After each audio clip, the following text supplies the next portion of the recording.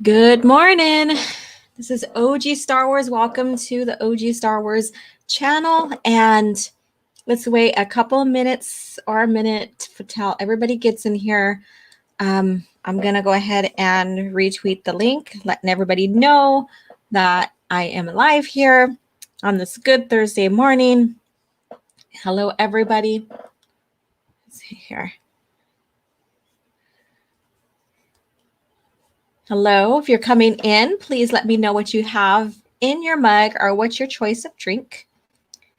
I was busy researching some stuff that I'm going to share with you that's very, very interesting, and it may kind of piss you off. It kind of had me going a little bit. So let's see here. Good morning.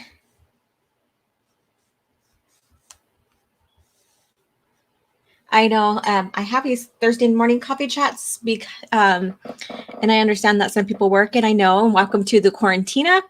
Yes, I'm playing on words today since we are here, and some of us, or maybe most of us, are home, taking the social distancing, and maybe we're home because our work too is canceled or postponed for right now, as mine is. I don't have any work right now other than my personal business, which I am taking orders now.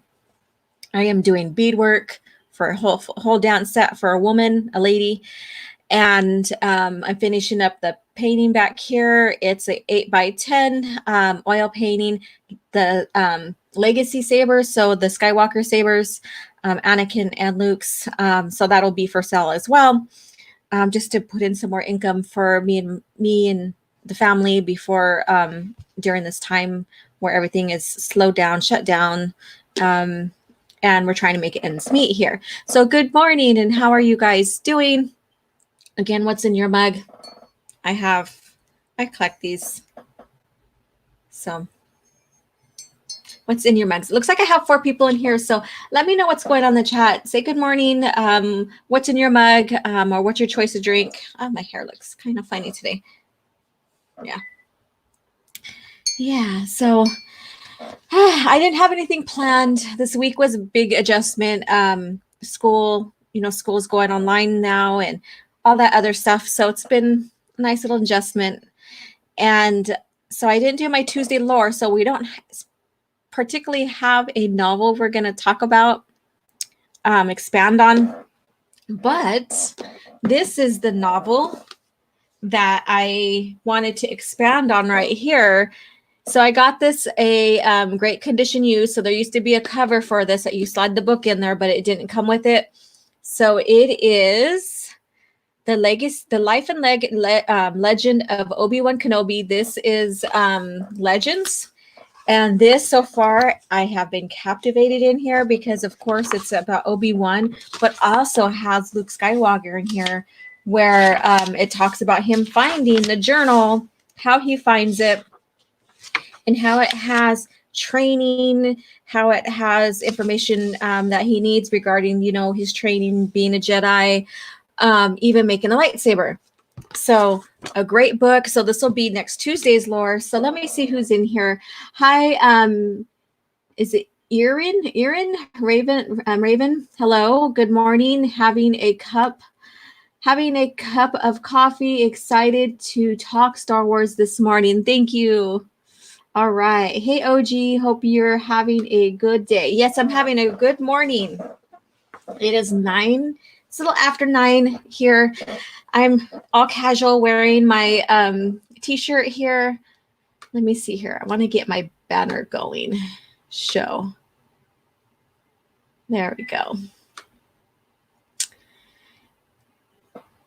Hi, Trayla95. How are you doing? Good morning. So you guys go ahead and do me a favor and retweet this. Let's get some people in here. I've been busy searching up something, and so I haven't had a chance to retweet as much as I do in the morning to let everybody know that we are having coffee chat. So just do me a good favor, and then also hit the like button as well. Let me plug this in because there we go. I don't want to lose, you guys, and my laptop lose power. So I do a lot of things with my laptop here. So again, this is right here. This is the life and legend of Obi-Wan Kenobi.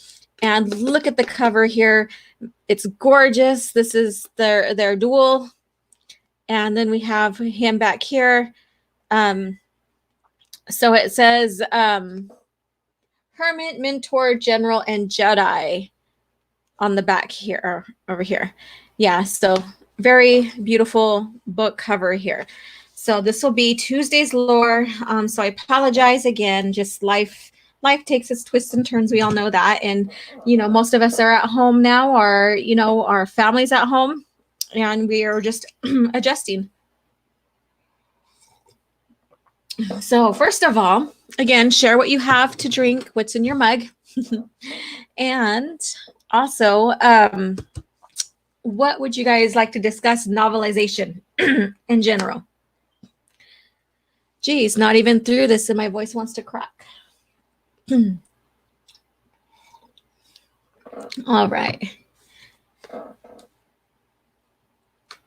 Hi, Mar. How are you doing? Hello there. How do we tip toilet paper via YouTube? Welcome to the Quarantina. Again, I thought this was a very fun, interesting play on words for this morning's coffee chat. So welcome. And yeah, so that was funny. All right. So there's something I found looking through news and stuff that I thought that would probably, because we all love Anakin Skywalker and the Skywalker's journey in the movies, and we all love how they are expanded in the original EU. So I found this, and this is an interview with the author of Rise of Skywalker. And I'm reading through it, and I came to a specific part of the interview, and she's going to tell you what her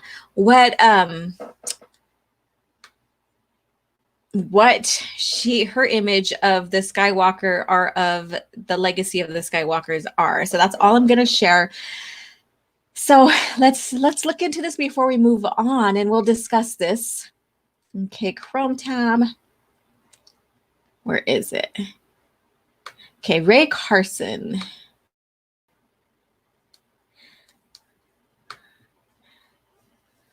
All right, so this Ray Carson interview here, we're going to go over, not the whole interview, but this one specific point. And again, this really nails down the point that these people that are being brought in to do the novelizations and expand on Star Wars through Disney Star Wars brand now has no clue what the vision of George Lucas was when it came to Star Wars. Hi, Mr. Dystopian. How are you doing? What is in your mug of coffee this morning? Welcome to the Quarantina. We are all here. We are all safe. Social distancing. We're here on YouTube, enjoying Star Wars, talking Star Wars. Particularly, I want to just focus on the original EU, but I thought this bit of news would, maybe I wouldn't. It's not exciting, but it is something that we should, I'm going to take a look here, and it's disheartening, I guess. All right. So in this interview, StarWars.com, Reyes famously takes on Skywalker moniker at the end of the story. What does this mean for her, and how does it enhance her journey since we met her on Jakku? So Ray Carson, now the author of Rise of Skywalker, or Rise of Palpatine. When I was 18 years old, I took on the moniker of my stepfather to honor the bonds of love and trust between us. My stepsister, one of them, did take my dad's last name, took my maiden name, because she was really close to my dad. So I understand this, but that's because there was a relationship established with Rey. There was really particularly no relationships established with any of the Skywalkers. I'm sorry, but I don't count even Leia training her, because that itself has a lot of plot holes with her, even in Bloodlines, refusing training to stay in politics. She didn't even make a lightsaber. I imagine it was much the same for Rey, who wanted to honor her own chosen family. No, not really. I recognize that Rey's decision proved controversial, and I look forward to discussing this with fans for years to come. But my current take on this, the entire Skywalker saga, and I hate that name, is about Palpatine trying to turn Skywalkers to the dark side. Not necessarily, no. It's about the rise and fall of Anakin Skywalker and his redemption. So it's not particularly about Palpatine at all trying to turn anybody, although that is part of the plot, or part of the initial plot to keep the storyline going so that Luke can redeem his father. He especially hopes that Rey will prove a worthy vessel for his own power and ambition and become the Skywalker's final downfall. But in spite of all his efforts over the course of 3 generations, he fails. All right, so Rey rejects everything about him and takes on the Skywalker mantle and legacy. Now, do you hear that? She rejects being a Palpatine and takes on the Skywalker mantle and legacy. So she takes, again, another thing she takes. So keep that in mind. In the end, it's a Palpatine who turns to the light, thus handing the Skywalkers their ultimate victory. So, what do you guys think about that? Now, she takes on the Skywalker name and legacy, takes again, because everything that is about her is just taking of the Skywalkers. So there's the initial theme right there. Then she basically hands the Skywalker the ultimate victory because the guys couldn't do it right. The guys couldn't do it whatsoever, not even Leia.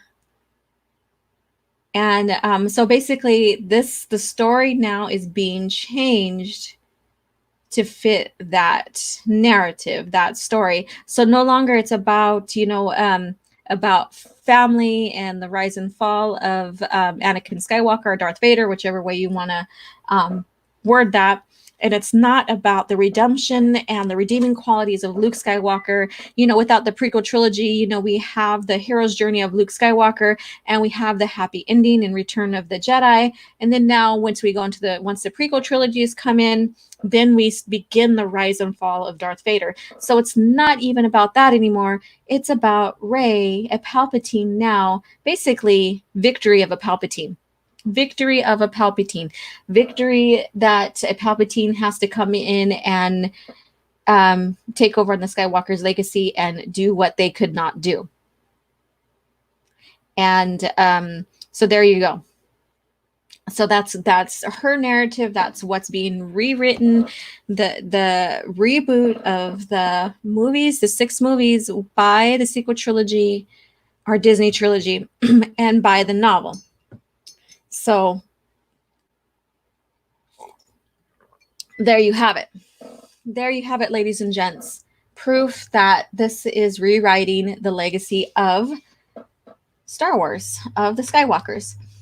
All right, I'm going to see who hopped in here real quick. We do have a nice even 8. Excuse me. I'm actually having coffee, Alora, a little too early for vodka. Yeah, some people, they go straight for their eye openers, I guess you could say. But, I respect that. That's awesome. Hi, Teresa Martin. How are you doing? Lovely. Good morning. So for those of who are just coming in, I just got done reading what's on the screen here. Let me blow it up a little bit here. Let me see if I can zoom it in for all of us to see. There we go. So there we go.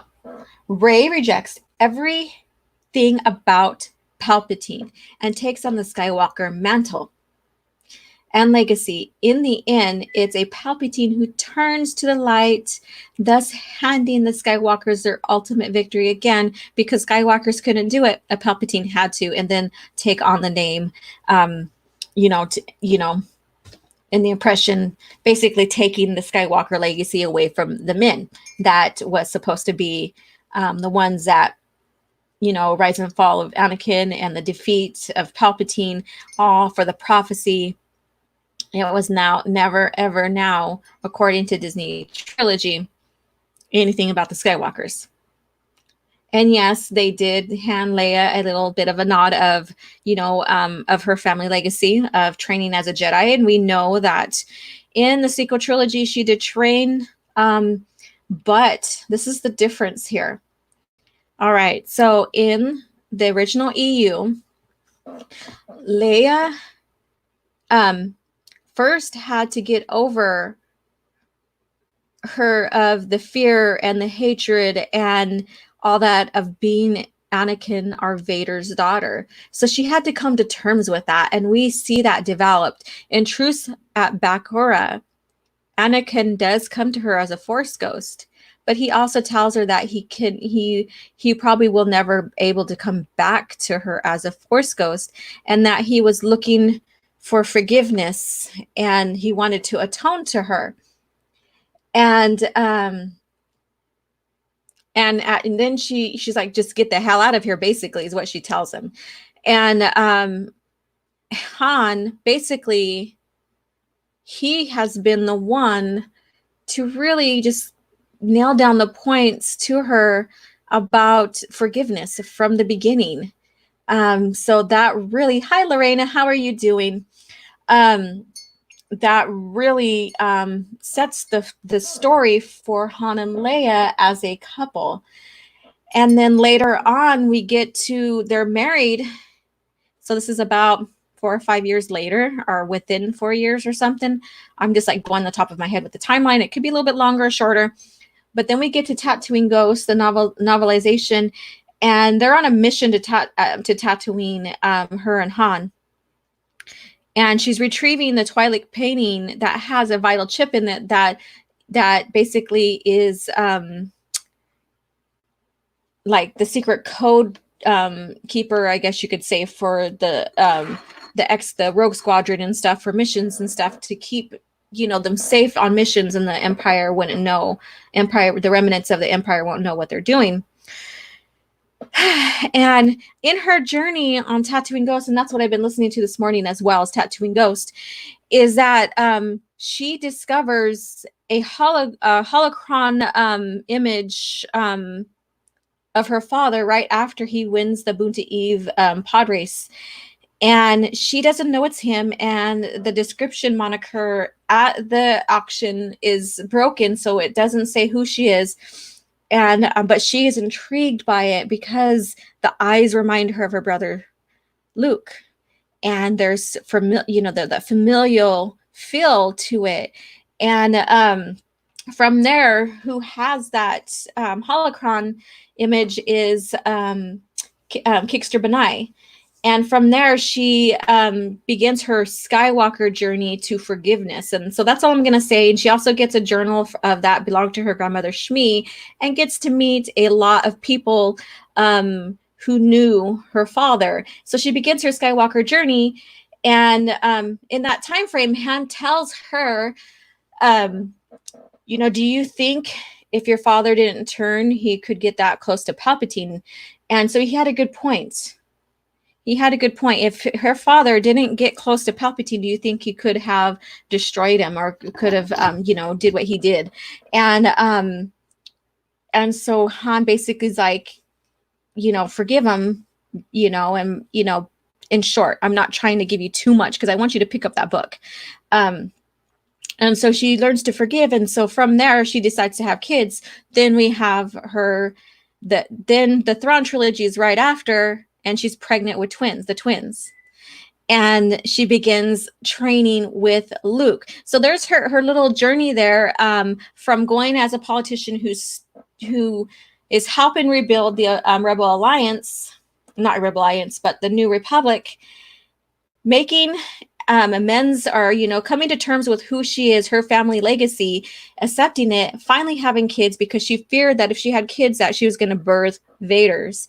And having her kids, and we already know what happens to one, and then finally getting training with Luke. But during that time frame of training, she's still helping rebuild the New Republic, and so her training kind of gets put off. So then we have like years later, her kids are already I think Jacen and Jaina are kind of grown already. She finally finishes her training with Saba Sabatine, and she becomes a Jedi Knight. But she advances. When she does it, she advances so quickly because she is a daughter of the Chosen One. Yes. And so this revelation here, Rey rejects everything about him, or Palpatine takes the Skywalker mantle and legacy. So basically that's also taken away from Leia. And so now we have Leia in the Disney trilogy and in the Bloodlines novel. And I've been going through it because that's the only Disney novel I have in Star Wars. And basically it does tell that she rejects training from Luke. He only shows her very, very minimum of instincts, and that's it. She never built a lightsaber, but now that's being retconned for the sake of training Rey. So let me see what you guys. Okay. I wish I could give you a super chat, but I'm finally here in shower now listening to so entertain me, my queen. Well, hello. I'm glad you're listening to me. If I would have known you're home, I would send you a link and you can join in on this talk. To Abunas. Mar, it feels like all the Disney morons want to tell their own life story with Star Wars, but I have to do is the Brie Larson and tell them it's not their story. Yes. All right. Let's see. And I love it that Lorraine is here. We got to plan our nights now. So here pretty soon, Lorraine will have our talk about a sacrifice, just a woman's take on that. Let's see here. Good. Okay, good. Thanks. How are you? Okay.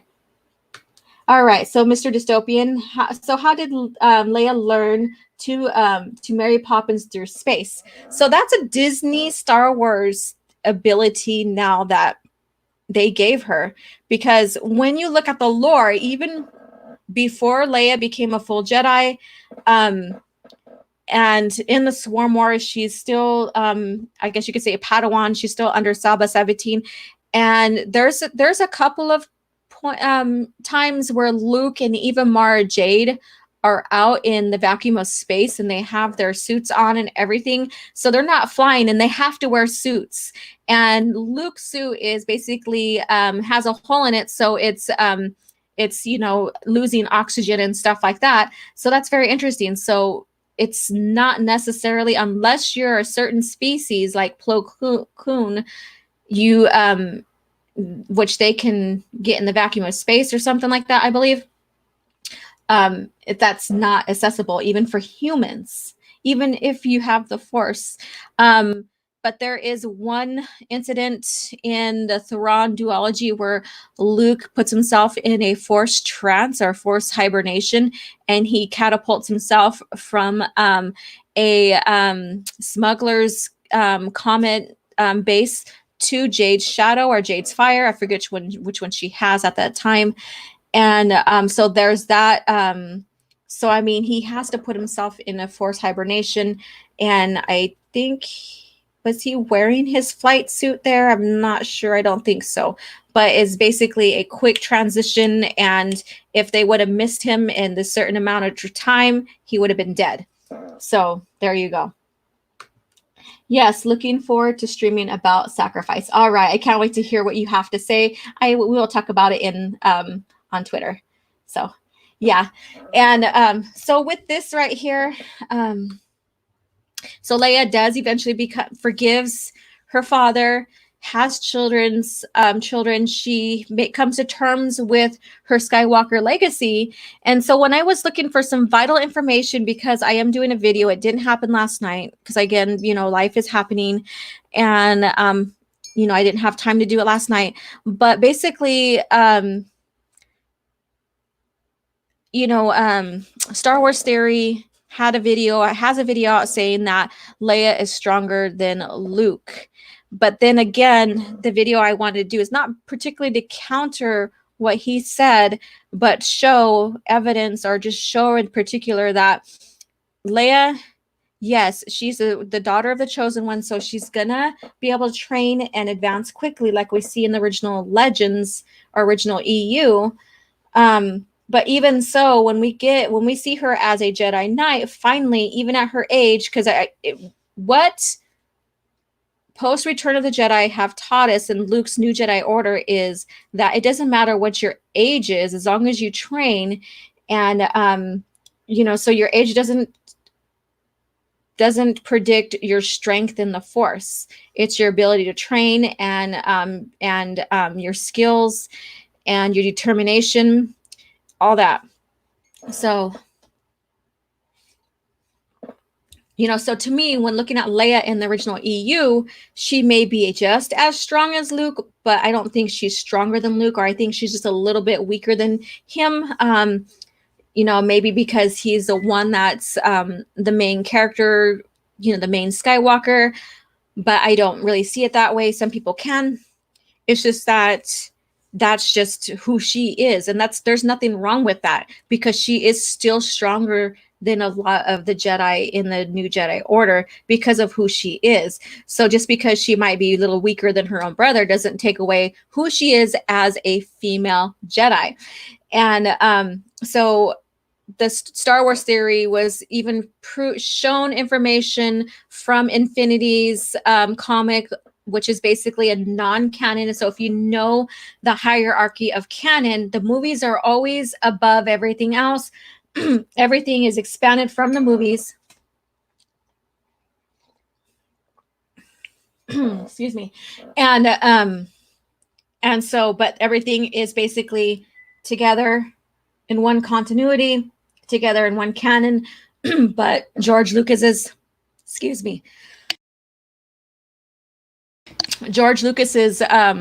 movies sets the precedence for the whole Star Wars lore.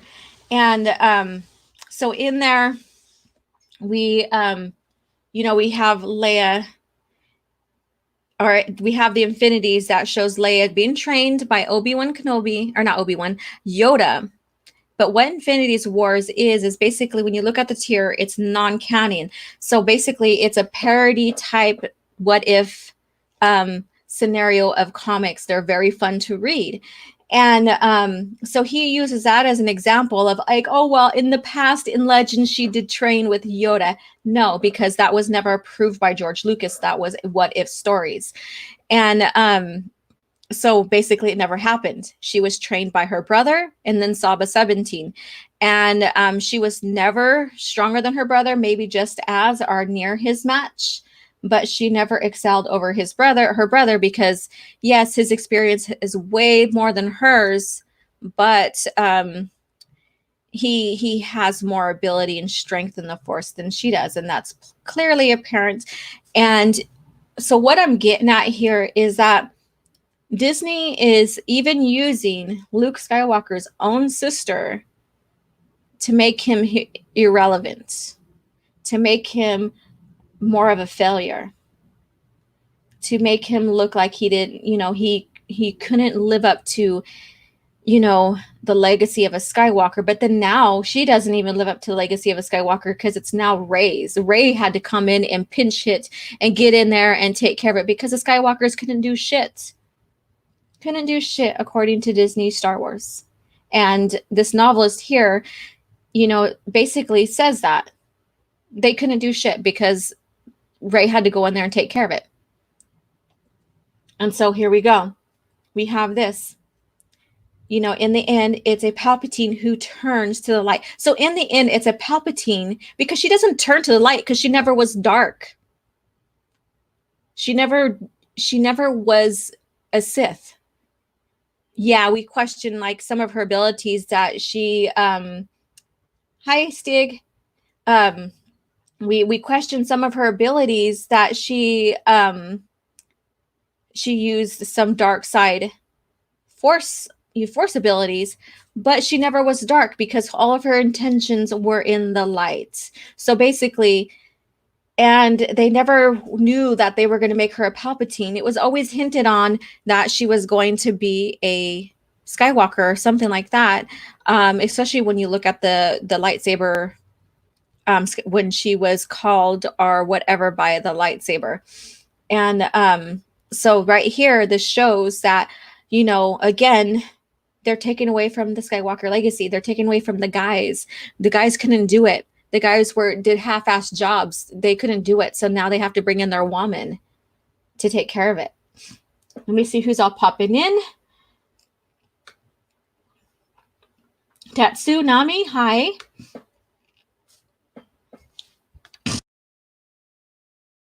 Hi, Stig.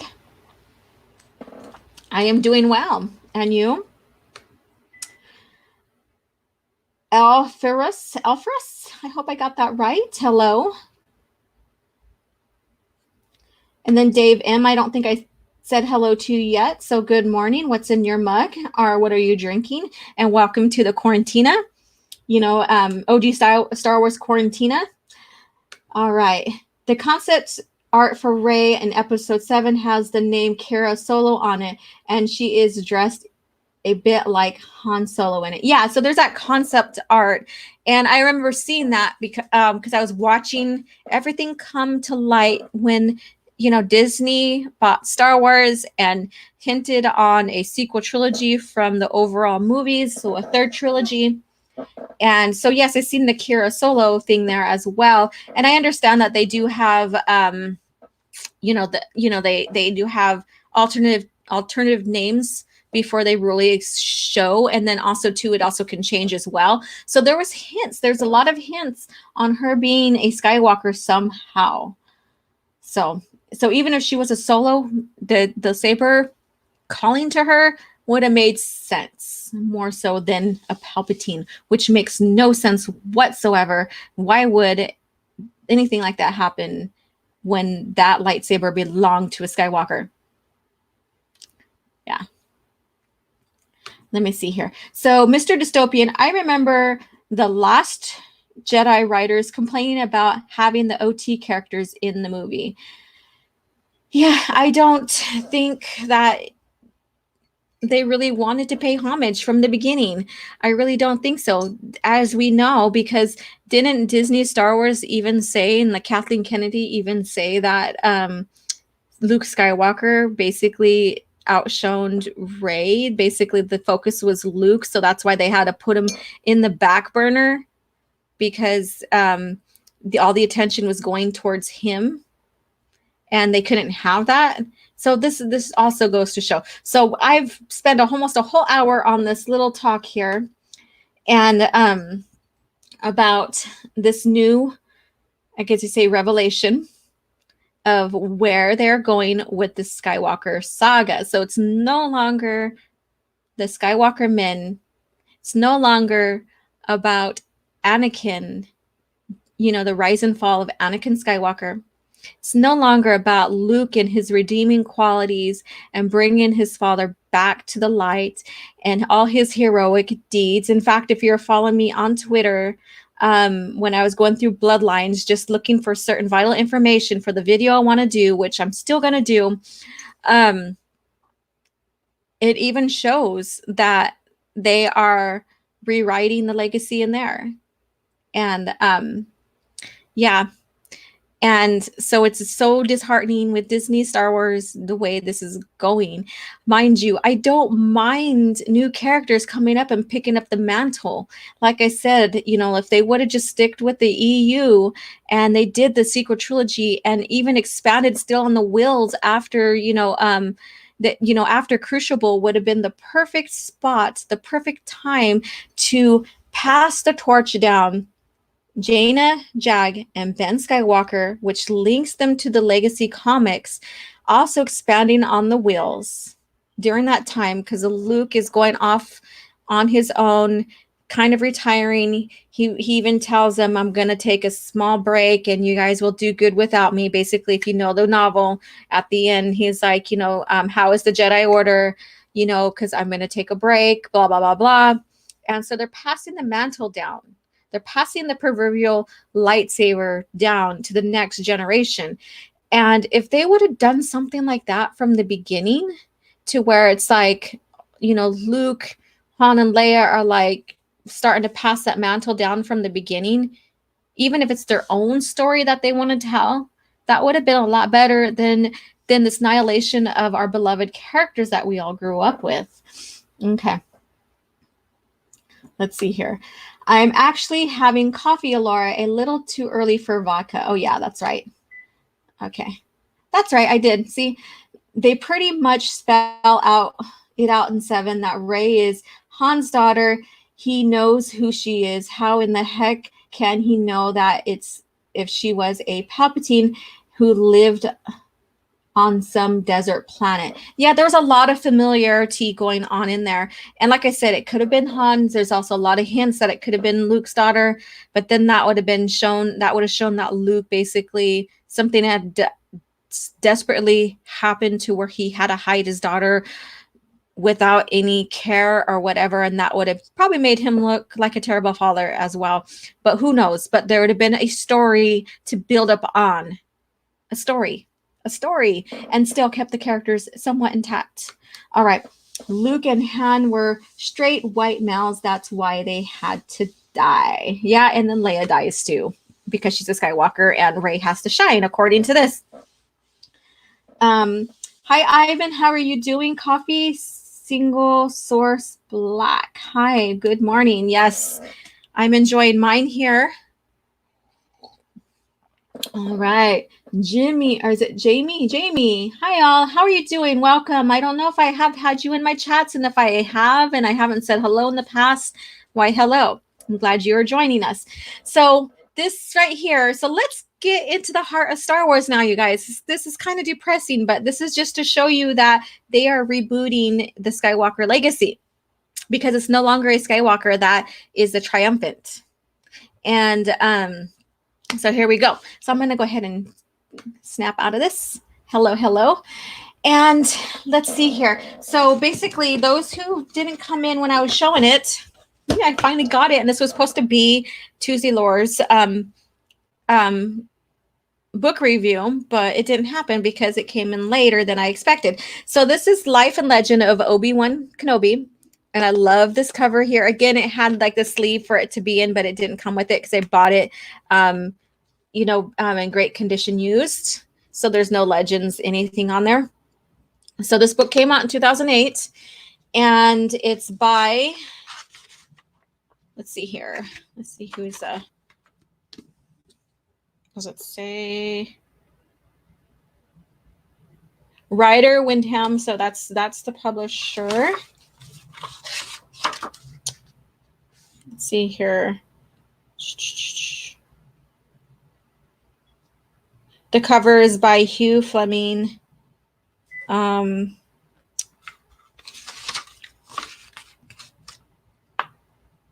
was looking at it. Anyways, this book here basically is, of course, about Obi-Wan.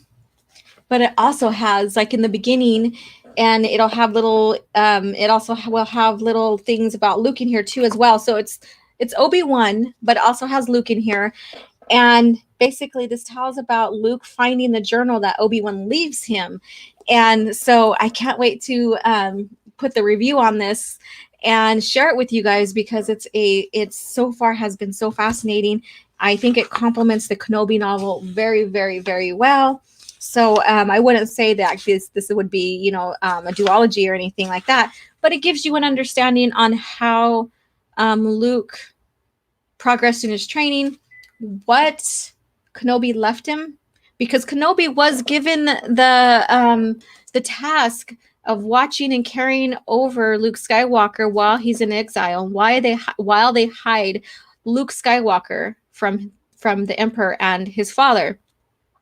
And so he keeps a journal, and in that journal he tells a lot of events, but he really doesn't particularly tell what really happened with him and Vader in a full length depth. But we do get, stories of Qui-Gon. So he learns who Obi-Wan's master is too as well, what Qui-Gon. It's a very fascinating, it's a very, very good read. And so I can't wait to expand on it. So let's see here. Stig, I bet you this. They will turn Rey into a you, Luke, and have her start a new Jedi Order. Exactly. Watch. Yes, Abunas. Look at that. So this is the front cover. It's supposed to have a jacket, I guess you could say, for it, but it didn't. I didn't get it because, again, it's used. It's a good condition used. And this is the back. Isn't that this? It's just like, this is my favorite. One of my favorite scenes in Revenge of the Sith is their duel, because there's so much emotion going on in there, and there's so much depth going on. I bought a Star Wars book on eBay today, Red Harvest. Okay, cost about $5, $2 for shipping. Nice. Yeah, this one right here was probably about like $8 plus shipping. You know, if I would have bought it, brand new, it'd have been $32. So I went ahead, and it would have had its jacket, but that's okay. I don't mind it being this way because it's such a beautiful cover. Look at that. Look at it. All right. Look at it. All right. So this is Tuesday's lore right here. So I have the task of finished reading this, which I am. I had to jump back on in this book after looking through Bloodline, searching for, the little quotes of Leia turning down training, because her focus is being a politician. All right. Hello, Trayla. Did you get it on eBay? No, I got it on Amazon. I have an Amazon account. So, but I have to check out eBay. I hardly buy on eBay. I hardly. Abu Nas. OG, just the fact that the cover art is from The Revenge of the Sith definitely is going to get my money. Yes, exactly. So I recommend find it and read it. It's a great book. It is Legends. So it is original EU. This is not discanon. This is Legends. And this also tells you how Luke's relationship with Ben and Qui-Gon. It even has Dexter Jester in there. So basically, we learn how Obi-Wan becomes his friend. So we have those nods. Again, that's what I love about George Lucas's era of Star Wars, with the EU especially, because you have those nods to the movies.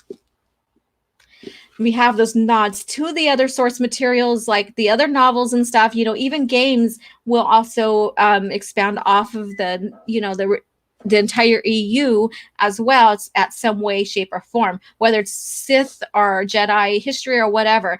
And that's what I absolutely loved. It's so coherent. Good picture. Okay. A good purchase, Alora. Oh, I like your little spin on that. Very clever. Very clever. Smash that like button, everyone. Yes, please do show me some love here. We have 16 people in here. Maybe we'll go higher. Share this on Twitter. I don't have a schedule, so we could be on here longer than normal. This last couple of weeks have been off and on with how my duration with you guys on here. So now you guys have my full attention here. So, let's talk original lore, where the heart is at George Lucas era of Star Wars. Golden rule when it comes to Star Wars novels: don't buy any books released after 2015. Yes, good point, sir. Good point. The author wrote quite a few books. Looks like that, it seems. Yeah. So this is a common author. Yeah, and even has like 2008 Lucas Limited and trademark, all rights reserved. Yeah. So this is so he does make a few books as well. He's not one of the most popular ones like Troy Denning. I love Troy Denning's books. I love his books in Star Wars. So anyway, so if you guys are familiar with the EU novels, who is your favorite author? Who do you like? Which one? Like when you pick up a book, you may not realize it when you pick up a book and you're like, this is my favorite one. You might be picking up a book from the same author, even though like each one of them, like there's Troy Denning, there's Aaron Alston. That we also have Karen Travis. Let me see here. I don't have all of them at the top of my head, so I'm going to pull them up right now. giving you an idea. And if you're still starting brand new out in the EU or starting to explore yourself or explore the EU more and you're not familiar with the authors, you're going to find, like James Luceno, you are going to find that there's a certain author that you really love the writing style when it comes to Star Wars. We have Michael Stackpole, again, Alan, Aaron Alston, Troy Denning, Dave Wolverton, Timothy Zahn, of course, he's one of the most popular one. Kevin J. Anderson. We do have, let me see here, Kathy Tyers, which she does some good novels too as well. She does. So her and Karen Travis both. I think I said Matthew Stovers, Greg Keyes, and yeah, oh, my stomach's growling. And Christy Golden is another one on here. So we do have a few women authors in here. So when you hear Disney Star Wars say we don't have women represented in our company, or it never has been, they have been. We even have it here. So I know, don't you say Disney canon. No, I was just stirred up about that. It's called discanon. Disney canon makes my ears hurt. It makes my heart sad too. It does. All right.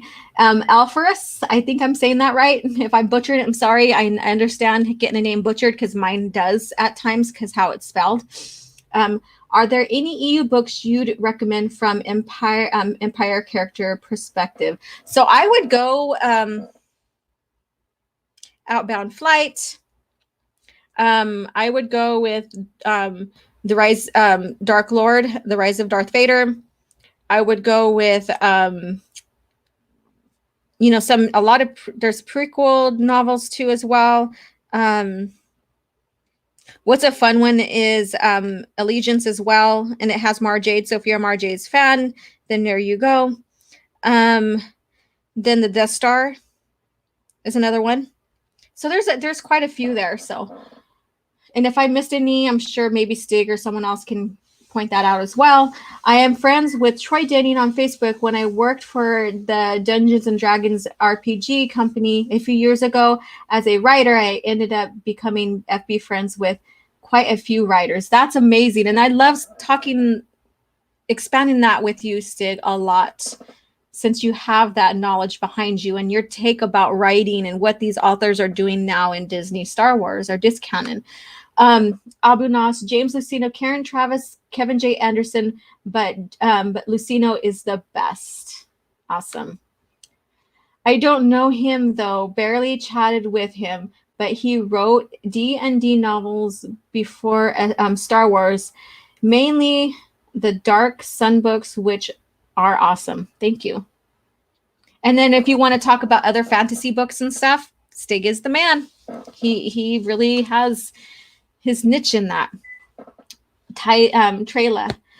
Zahn, Matthew Stover, Aaron Alston. All right. Now that we're talking about our favorite authors, what is your absolute favorite novel? And it could be, I would say, try to narrow it down to a favorite novel. If not, then maybe a few, a couple maybe, because it's hard. It's so big.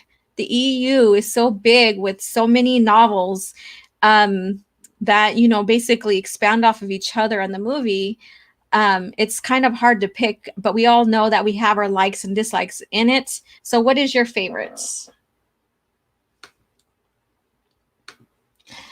Okay, Stig, Tales from the Empire got short stories focused on the Imperials. Yes, exactly. And that's a good one. Oh, we jumped. Okay. Abu Nas, Teresa Martin. Okay, hello. Okay, follow. Alpharus. Again, I probably said it completely different than what I said earlier. Close enough. Names 4K reference. I'll check those suggestions out. Okay, good. Stig, happy to talk to you about writing whenever you want, OG. Thank you so much. So one of my absolute, I do have like a few I jump to listen to on a regular basis, like when I'm cleaning around the house or doing chores or doing art, where I really don't have to focus on something new or whatever. I wouldn't say new because I'm familiar with a lot of the novels, but the main ones I like to listen to or read is I like Kenobi. I like Tatooine Ghost is another go-to. Inferno from Legacy of the Force series is my absolute favorite. I go back to there because it shows us the Grand Master Luke Skywalker and all his abilities and dealing with his nephew. And now that we're faced with this, with a parody of almost the same situation with Disney Star Wars, you know, I recommend everybody to check out Inferno or the Legacy of the Force series because we get the true intention and role of the Grandmaster Luke Skywalker compared to what Disney Star Wars is trying to give us. So go to those books. But yes, I love iJedi as well. Cornhorn is one of my favorite Jedis as well. I love that it shows and shares, and you know, other Jedis too, because like I said, Leia, she's not as strong as her brother. She has different abilities than him, but she's still the daughter of the chosen one, so that's why she advanced so quickly as a Jedi Knight and all that. But I love Cornhorn because his Force ability is very different than a lot, and he still became a Jedi Master. So I love his story and where he came from. And that goes in the X-Wing series, which I love the X-Wing series. People seem to think all I know is to make puns. Ha ha ha. Yeah, you're the pun master, darling. You are. Let's see here. Alpharus, favorite EU book out of limited ones I've read. Of the limited ones I've read, Bounty Hunters was probably tough to remember, the best of the trilogy. Yeah. So, you know, there's a whole timeline of books. Let me pull it up just to give you guys an idea. Since I am all your guys's for right now, Yoda's data pad. Let me pull this up, and then I want to share something with you. Another thing. Okay, Chrome tab. Where's the Yoda's data pad that I just brought up? Oh, I got to get rid of something. Let's get rid of Ray Carson and that bullshit that I just read. Okay.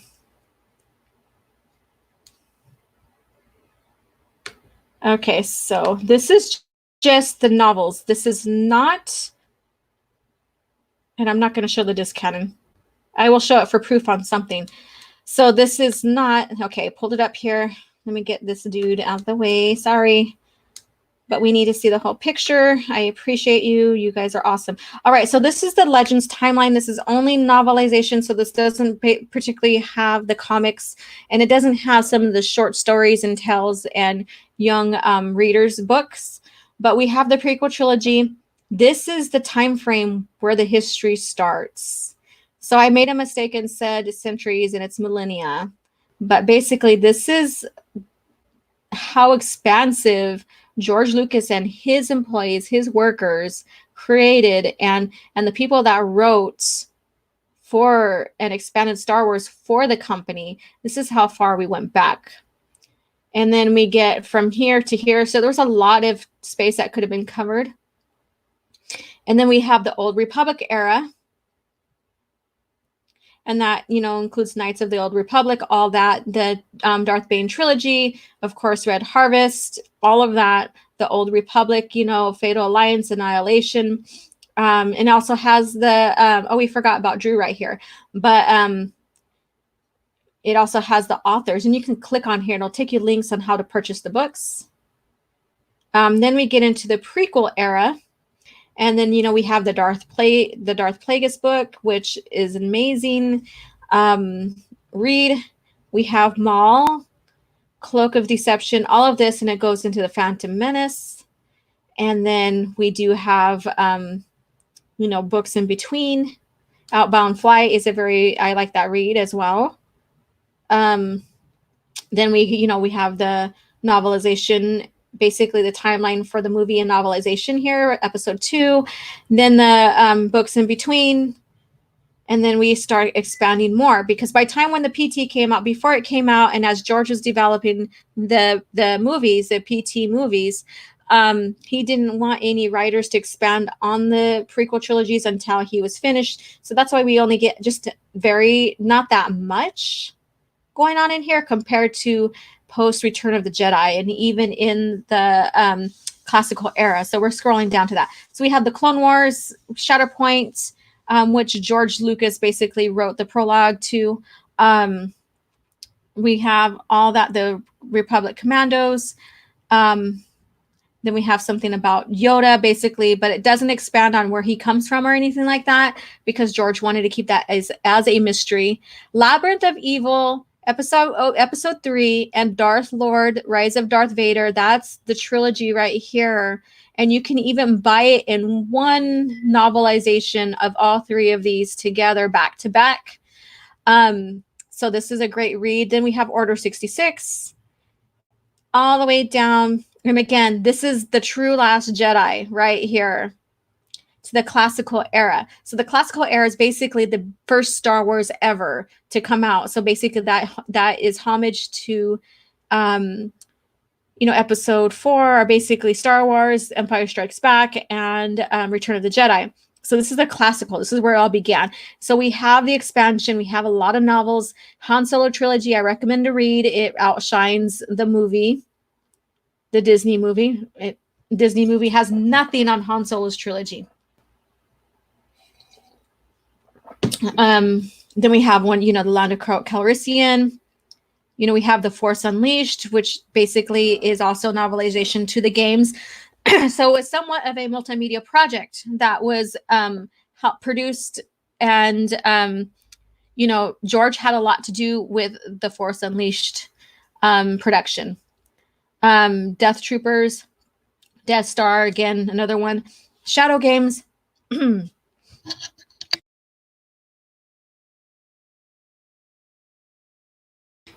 And then we have like Tales from Mos Eisley, which is a various authors and stories. I do have this one as well.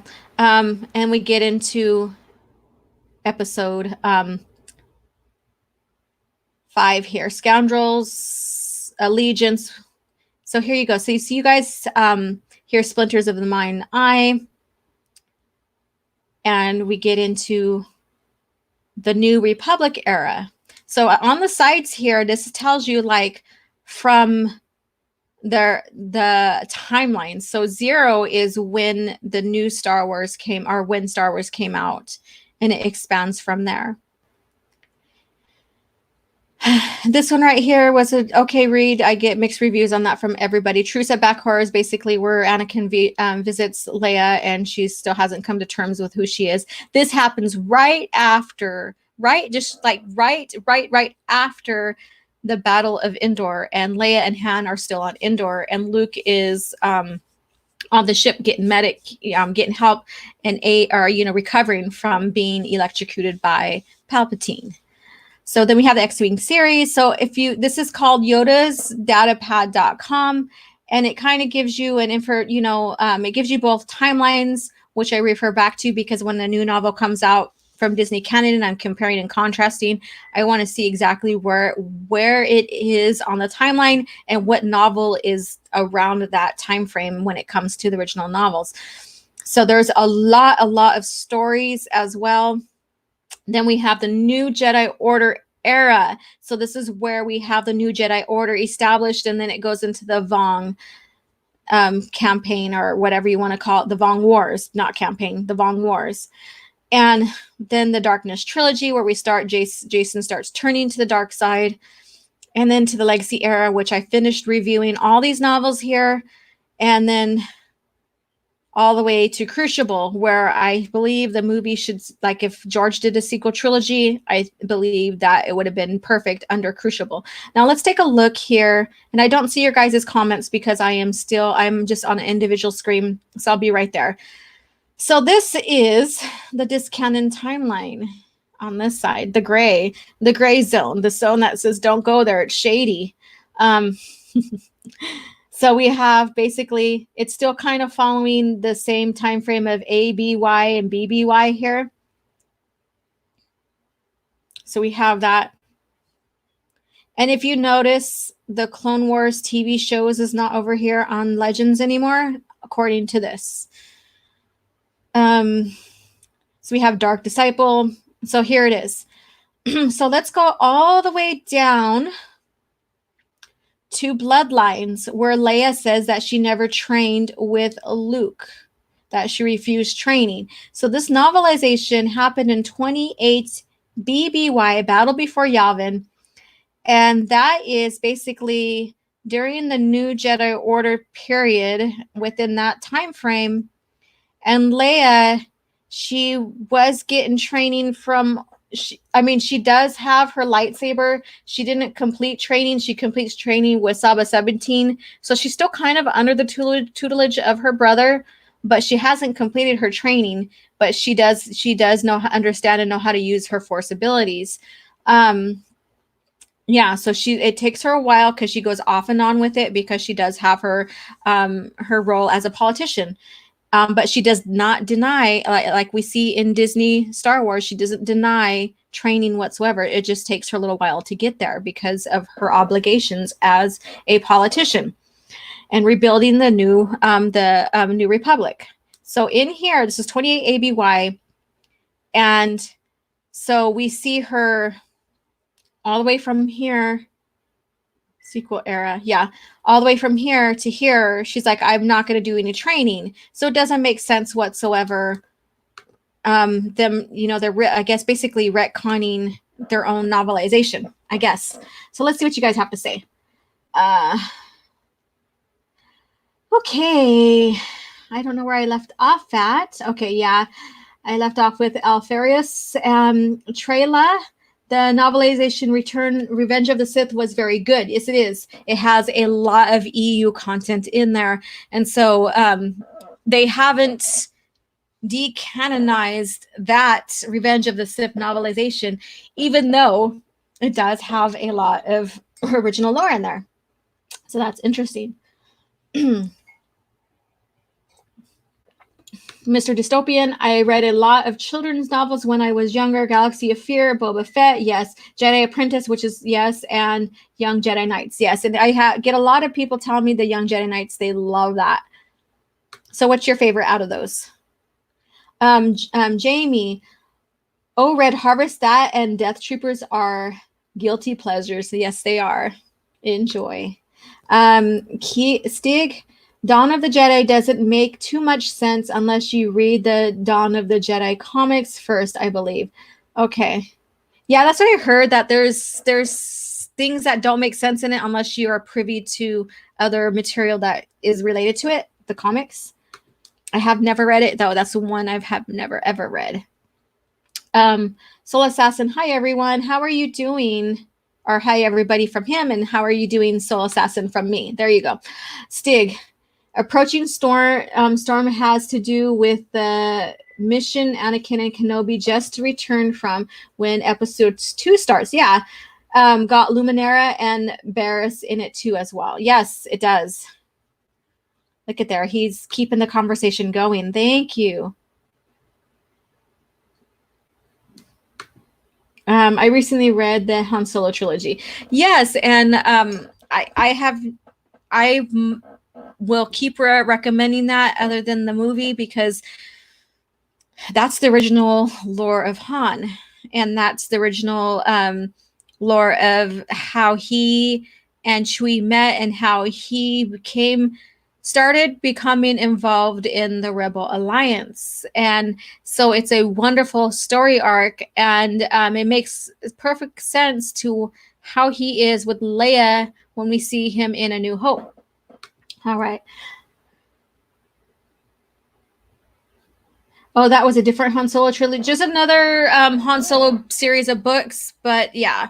So we can go back to that if you have any more questions. Got a drop for a meeting. Have a great day, and be sure to hit that like button. Thank you. Glad you popped in for your lunch. I always enjoy you coming in, darling. Hello, everybody. Don't stay on Twitter or they'll lock your account. I use it. I post it. My account hasn't been locked so far. So, but I've also shared things about it being the Chinese virus, COVID, or any of those, the CV, Corona. Now I'm going to get locked out of YouTube, I guess, because YouTube, I heard, is a lot more stricter than anything else with it, and I don't know why. I don't know why. It's just the name of the virus and where it came from. Yeah, the Mindor one was kind of weak. Yeah. Whoops, it jumped. Know what's better than Star Wars in hitting that like button? Yes, thank you. Thank you. Stig Kenobi, I need to take a pic of my Star Wars miniatures, get a few hundred of them. Take it and share it on Twitter. Tag all of us in it if you can. They were used for a minute, miniature games and is character figures of Star Wars role-playing games. Nice. That is the choo-choo flu. The choo-choo flu. The choo flu. The choo-choo flu. The choo-choo flu. All right. That was funny. I've been locked out of my Twitter account for almost 3 years. Oh, geez. They haven't reinstated your Twitter? What did you do? What was your offense? Robert, good morning. First time in the chat for me. Hi, well, welcome. I am so glad that you've joined us. What's in your mug? I'm sipping on some coffee right here. I'm glad. Welcome to Quarantina while we sit here in social distancing, enjoying Star Wars. And just to remind those that are coming in, this novel here, it doesn't have the name on it. It's on the sleeve here or on the spine. So this is the book that's going to be for Tuesday's lore this coming Tuesday. And it's Obi-Wan Kenobi. It's about Obi-Wan Kenobi. It's the life and legend of Obi-Wan Kenobi. And the cover is phenomenal. And this basically expands on Obi-Wan's life and legends through Luke Skywalker and how he receives training and stuff from him, even while he's gone, and he leaves him a journal. So I am so excited for that. All right, Stig. Sure, I can post pics on Twitter and tag a bunch in it. Yes, do it. Do it. All right. T for me. As for books, Shadows of the Empire by Steve Perry or Timothy Zahn. Very good. Shadows of the Empire. Awesome. And, oh, that reminds me. I was going to see, and hopefully I'm not monetized yet. So hopefully this doesn't get me any copyright strikes to where this video even gets taken down whatsoever. But I was going to show different clips of the fanfic film from Invincible, because I just finished the series, Legacy of the Force series. So I wanted to share that. So we'll go ahead and take a look at that. Okay. I've never accused, they never accused me of anything, but they required I dox myself. Won't do it. Dox? Wonder what happened. That's my cat. She is like 21, 22 years old. And I think, she's been meowing a lot lately. I think she's going to pass away here soon. I don't know. But yeah, she's been crying around, moaning around a lot lately. So it's kind of heartbreaking for me. Mar, OG Star Wars it is that simple to get demonetized just by mentioning the virus. It is pretty stupid if you get offline, I get only Corona videos on my list. Yes, I don't know. It's weird. It's weird. They're telling you how to think and feel and be and live, what you should do, and they're it's censoring, and I get that they don't want to cause people, or they don't want to cause mass fear, but then they need to have their media practice that as well. Mr. Dystopian, don't forget the Revan book. Yes. The Revan book is tough to find on eBay, actually. Wow. All right. So, because I finished up with the Legacy of the Force review of all the novels, there's 9 novels there. Let's go ahead and so you guys may have seen that I shared this on Facebook. Not Facebook, geez. On Twitter. but I'm going to go ahead and share it here as well. But many of you guys should have privy to who Jaina and Jacen and Darth Caedus is. And then we have Mir to give in this video as well. And she is the granddaughter of Boba Fett. And so we have those, and we have Isolder, which is Jacen Solo's father-in-law, I guess you can say, even though there's no formal marriage or whatever, but it's his daughter's grandfather. And so those are some of the characters we do have in this. So let's take a look. And I'm going to pause and stop. We're going to talk about it. Like I said, hopefully I don't get this video taken off because I'm sharing someone else's video as well. I don't know how that works, but we're going to do it.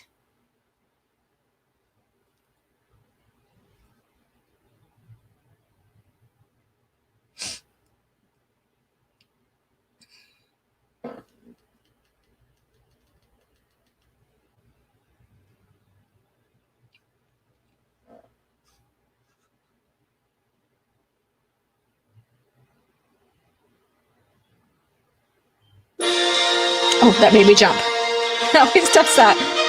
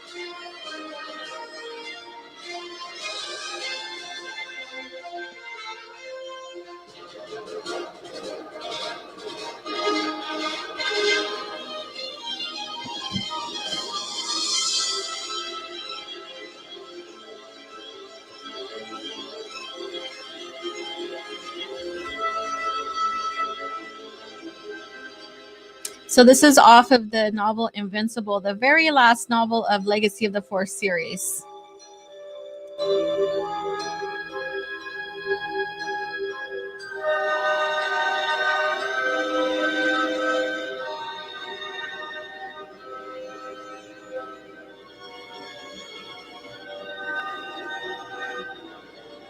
And they're in the Hapes cluster, transitory mists area, I believe.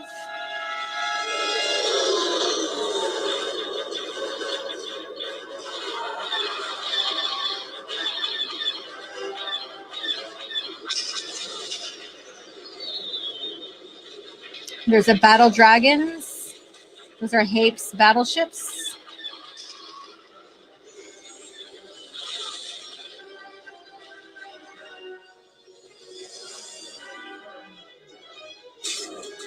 And there we go. We have Jaina Solo.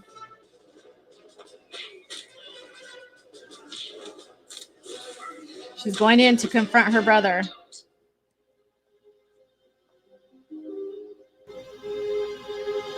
This is going to leave a bruise, isn't it?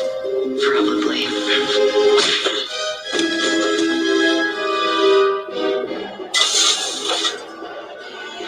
That's Mir to give, Boba Fett's granddaughter.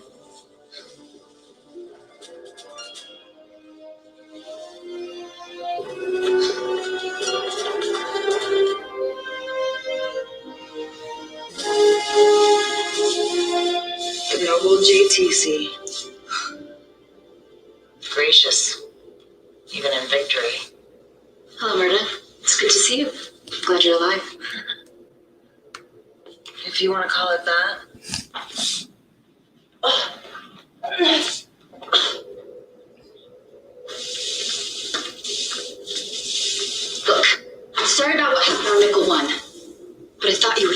Might have been nice if you checked. Could have put a bolt through my head. Spared me this. You're paralyzed. No. Marta, I'm sorry. I can't get you out of here. I know who you came for. What I can't figure out is what you're doing here in the first place. I may have gotten played.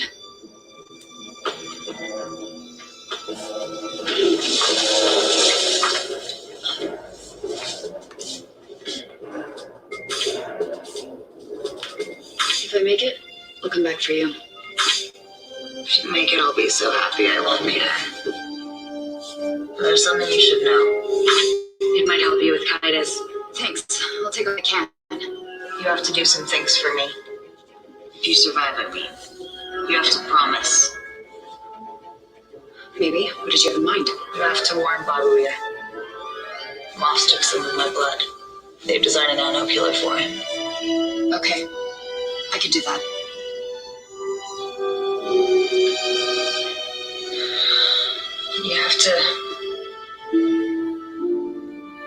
You have to tell him that he deserved it. That he did this to me. Okay, I can do that too, Marta, but are you sure you want me to do that? No. But I can't.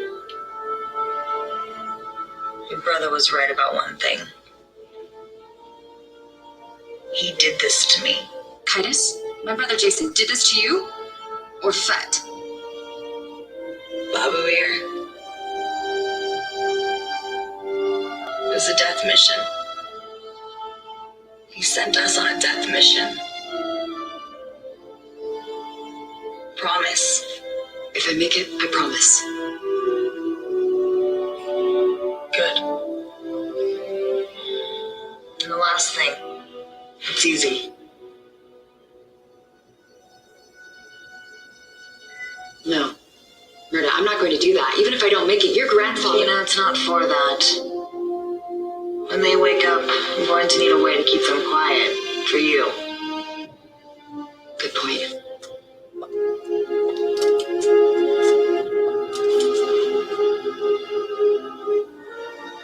Thanks. You're welcome. Now, think about your brother. He underestimates you. That's not really news, Murda. Maybe not even true. He's stronger in the Force than I am. All I've got on him is the Mandalorian commando training that you and Fett put me through. And that's enough to get the job done. He's delusional. He's convinced you couldn't have taken his arm. At least not alone. He thinks Luke was with us. Maybe Luke was there. He wasn't. I was conscious most of the time, and I didn't see him. Now, get out of here. You've only got an hour until my next meds are due. And no offense, but I don't want you as a roommate. No, probably not. We'd likely kill each other.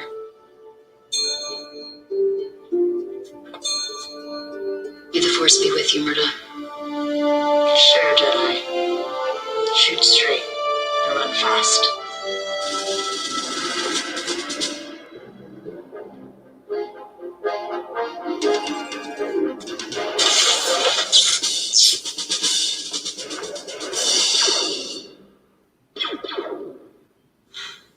Cracking Mandalorians. All right, so that part right there, that basically opening scene right there with Myrta and Jaina Solo and stuff. So we know that Jaina Solo did get training with Boba Fett because she needed to be less predictable to her brother and have some abilities that he doesn't have, because they're basically matched in the Force, other than him being trained by other Force societies. And what Myrta was talking about is that they went to the Verpine. They had they wanted a mission to the Verpine, and they wanted to take out the Moffs, and they encountered Jacen Solo, and Myrta was force pushed against the wall, and that's why she's partially paralyzed. And so but she's seen everything, and Luke Skywalker did a Force illusion to where he impressed him. He put his likeness onto Jaina, so Jacen thought that he was fighting his uncle during that time frame. And so that's why they're saying that's why they're questioning if Luke Skywalker was there or not. And Jaina eventually does take off her brother's arm a little bit, like up to the elbow, I believe, or something like that. And so she's on the mission right now to go confront him and finally do away with her brother. And those spots on her arms are basically what they said is that they were taking tissue samples to make the nanovirus, which later on in the lore, Boba Fett, since that nano was released on Mandalore, Boba Fett or any clones or anybody related to Boba Fett cannot go back onto Mandalore without being sick and dying from that nanovirus. So let's go ahead and continue on with this.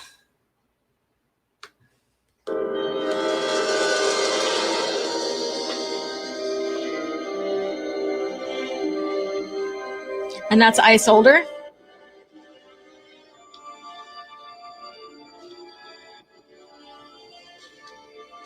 And this goes all the way back. He's linked all the way back to the courtship of Princess Leia novelization.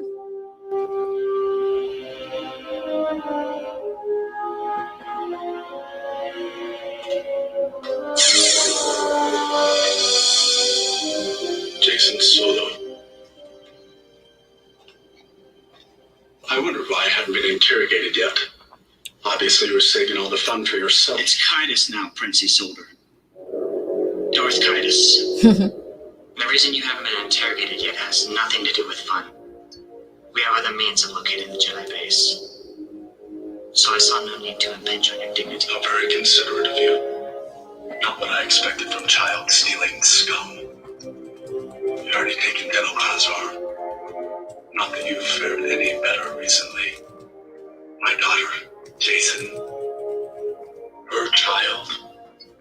How dare you? My granddaughter. We all make mistakes. I'm sure you'll come to appreciate that in time now if you will please come with me. I don't think so. Whatever it I wasn't asking. Please don't consider my respect an act of weakness, Prince. That'd be one of those mistakes I just mentioned. Of course.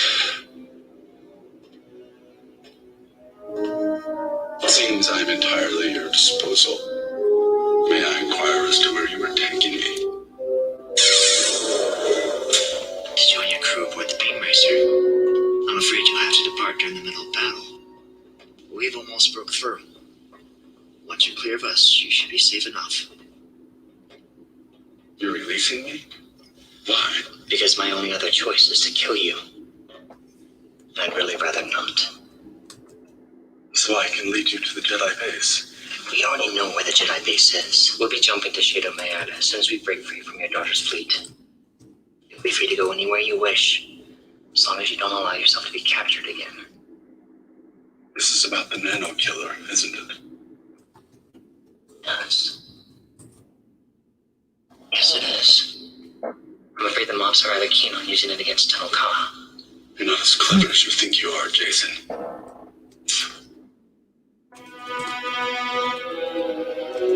I'd rather die than fall for your ploy. I was afraid you'd say that. And death is certainly an option. Just like his grandfather. With a little twist.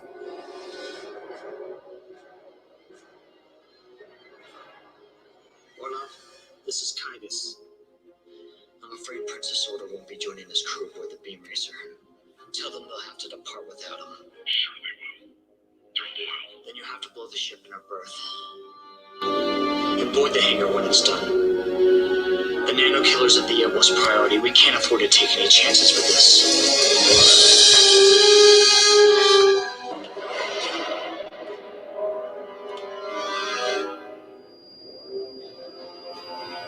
What? He has force abilities that he can use?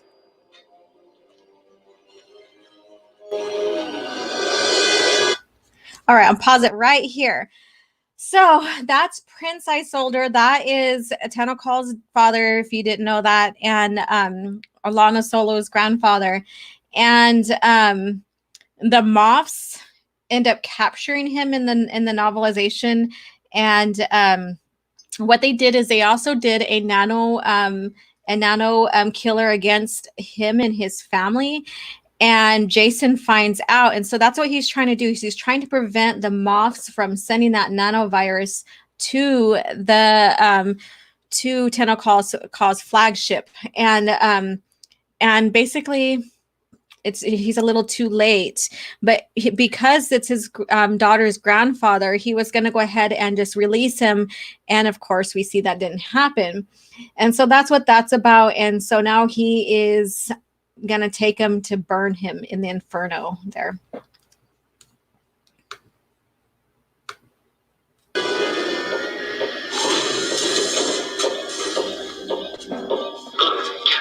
I beg your pardon. Why is this level so vacant? Is the ship in danger? This level's been cleared. Lord Kaius is bringing another body down himself personally. I'm not aware of any danger to the ship. Thank you.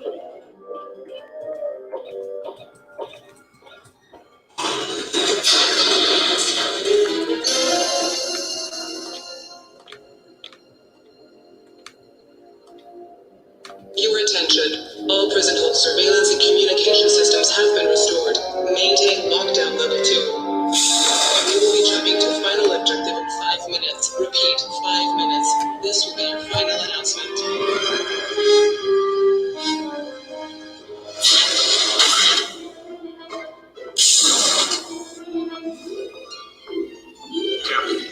Bothans have infiltrated the ship.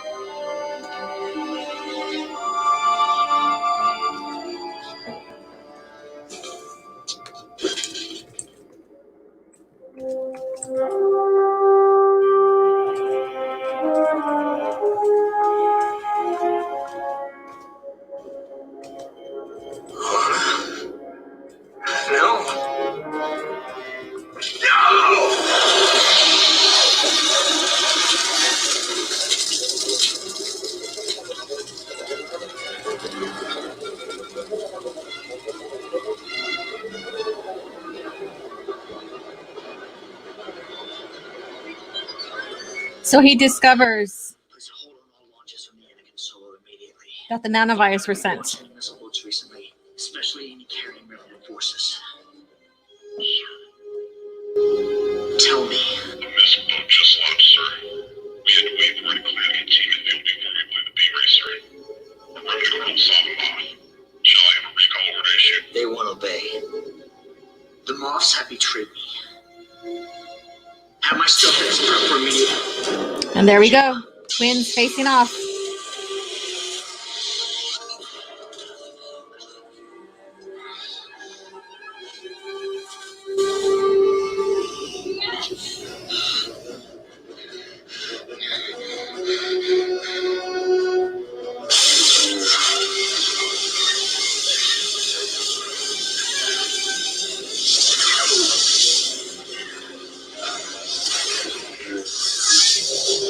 What? They fight with force powers while dueling?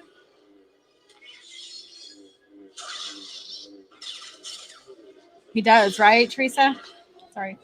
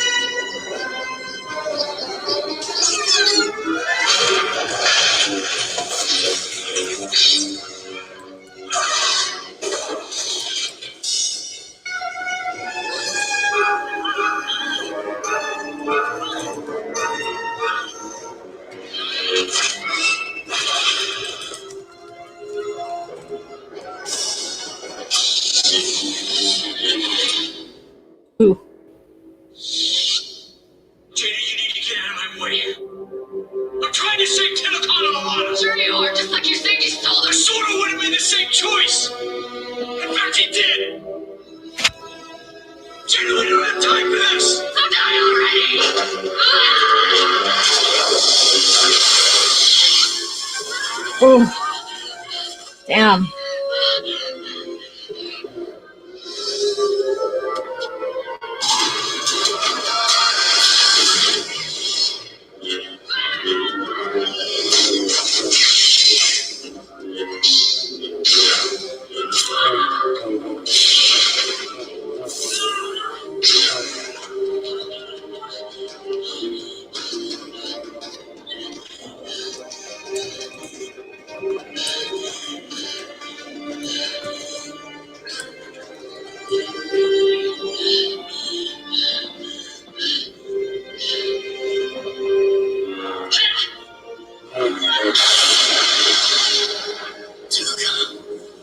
You're in danger. Take a one. Run.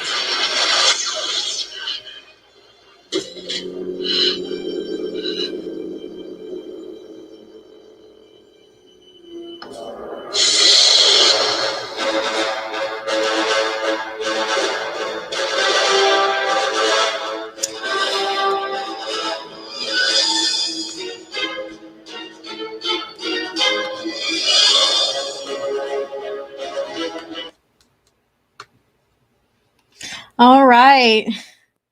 So I thought I'd share this because, like I said last week, I finished up the series Legacy of the Force, and this is based off the last novel, Invincible, where, we see that Luke Skywalker, he comes to realization after he kills Lumaya,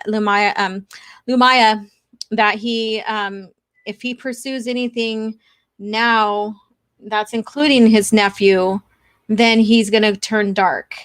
And, so that's why, Jaina's like, I think I'm the only one can do this because that's my twin.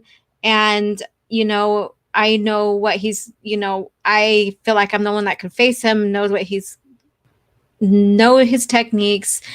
And so she, on top of that, knows that he knows her fighting style. So she receives training from Boba Fett, which gives us a lot of Boba Fett or Fett lore and history, family history as well. And so it doesn't show, like I said, it only shows that particular scene, build up to that, which is great. There's a lot of motion for this fan film. There's a lot of, the acting was great, even though it was amateur, all that, it was phenomenal. It's what we could have gotten, I guess you can say. Great storyline. And what's so neat, and I wish they could have just did the whole novel or excuse me, or whatever. But yeah, I'm getting choked up because it's such a great scene, and I'm getting it up to the point where I'm getting choked up about is after she does that, and when he pauses in the novelization before she kills him, when he pauses, he realizes that he is defeated. And so he pauses. And in that spare moment, he realizes that he's got to contact Tenno Call in the Force. And so he sends out that emotion, that emotional Force contact bond that they have, to give her that sensation that she needs to flee. Because when they contact each other in the Force in the original lore, it's not particularly words that they hear, it's the emotions of it. So so he sends that warning off to Tenno Call to leave. And then after he falls to the ground, Jaina Solo basically grabs him.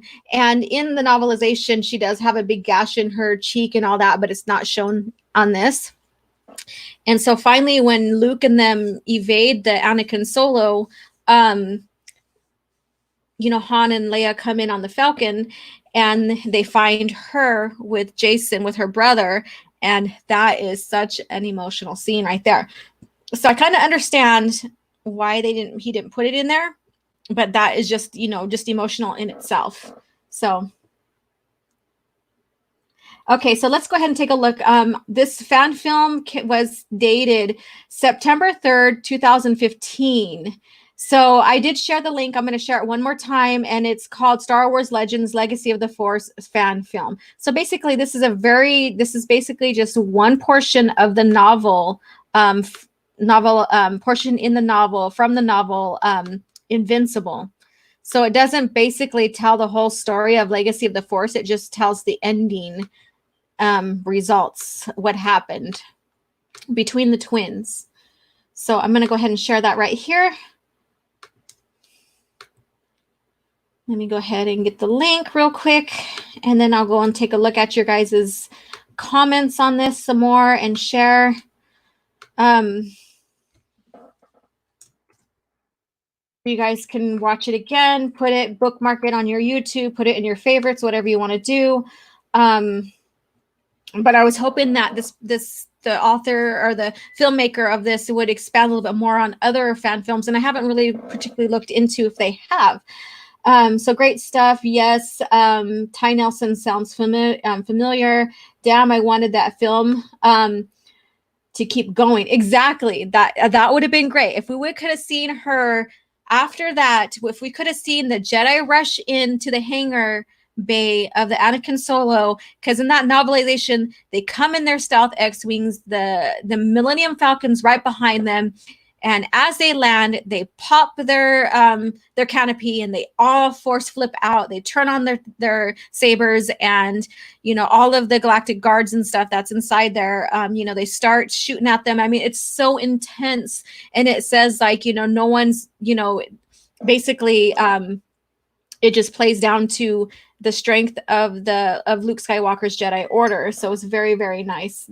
Part 2, just imagine that on screen, and then we get Han and Leia rush into Jaina's aid, and also too, Leia does feel Jacen die, so she gets that look or that feeling of the death, and so that's also compelling as well. There's so much they could have played off of that movie, but this right here, this little clip that they did in that little frame of the novel of the fight between the twins was amazing. Is amazing.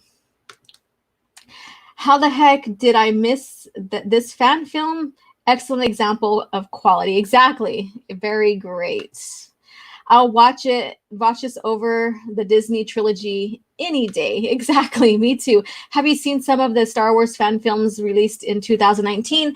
The recent one I seen, and this is off of the comics, and so is one of the Shadows of the Empire one, but I haven't really went in and explored a lot of them yet. I did see one with Han Solo retrieving something. I don't even know the name of it. Yeah, I see. Let's see here. That's what I did. So this right here, what is the link to that movie again, or that fan film? Have you seen the TIE Fighter anime? Oh, that read the Rookie Critic. Let's see here. If that fan film had a much bigger budget, it would have blew the fandom wide open like Star Wars Theory fan film did. Yeah. I think that was better. The Darth Maul one was great. Okay. See, I'm going to have to go explore all those now. I mean, that's the one I picked up on a while ago because it's from one of my favorite series. It would have been cool to see one off of Inferno where Luke confronts Jacen Solo or Darth Caedus, and he pins him down into his chair, and they have their banter going off, and Luke basically, there's no effort Luke is producing whatsoever in the Force. He just pins Caedus down into his chair, and they have banter back and forth. It's really amazing. It's almost like these fans wanted emotional investment, world building, and a good story. Odd that, yeah. Yeah, and the thing is that they're showing the quality of the novelizations off of the movies. They're sharing the quality of that there was world building, that we had world building. And one particular world building is basically, I'm going to read this little, I call them fun facts, but it's basically just behind the scenes regarding continuity between all the novels and stuff, is a working title for Fury, which is another novel in the series Legacy of the Force that this fan film is based upon, was the Cinemus Rage. The destruction of Centerpoint would unleash clementous repercussions that would haunt the heroes in the fate of the Jedi. Exactly. See, so there's the continuity. The happier development in Fury is Lando Calrissian learning that his wife, so Lando is married in the series. Yeah, he's married. He's not married to a droid. He's not married to a toaster. He's not married to the Falcon. He's married to a woman. Her name is Tendra, and she is pregnant. Their son would feature as a character in the Millennium Falcon novelization from 2008 and Outcast novelization in 2009. And Outcast basically is from Fate of the Jedi, and Millennium Falcon is right before the Fate of the Jedi series. Ship, the Sith meditation sphere, which is in this series as well, would reappear in Omen, basically this, a novel from Fate of a Jedi in 2009, the second book of the Fate of the Jedi series, in flashback chapters that pick up immediately from the events in Fury. So there's that continuity right there. They kept it. They kept continuity. Isn't that an interesting concept? Keeping continuity to the lore, to the movies, expanding off the movies and keeping continuities from there between the novels, even though they didn't have time to read all the novels. All the information was put into what they called the holocron, or the Bible of Star Wars, similar to this. And it had all the world building and all the characters, I guess you can say, family trees and all that, the worlds, the ships, everything, technology, how the technology works. And it's phenomenal. And now we have Disney, where we have, was it Matt Martin, who was questioned about how they can jam the speeders. And that's so they use those space horses in Rise of Skywalker, how they can jam it. And the story group person, Matt Martin, basically says, oh, it's just Star Wars. It just can. It's just fantasy. That's, people just need to believe it, that it does. And I'm like, really? Does he even know anything about Star Wars and how much they expanded with even to the littlest minute thing and how things work in that world, in that galaxy? So OG Star Wars, the TIE Fighter anime is a great, you dig it. Okay, I will have to look it up. Barada, hopefully I said that right. Excellent. Sadly, it shows explicitly, I'm kind of like too much coffee, no water, get you dehydrated. My throat gets all dry from that sometimes. What might have been, but Disney Lucasfilm lacked the storytelling competence and any heart for the material bittersweet. Exactly. The Ricky critic. As OG Stars, I will link you some other fan films to check out. Thank you, thank you, thank you. There are hundreds, some good, some are fantastic, I imagine. fracking toasters.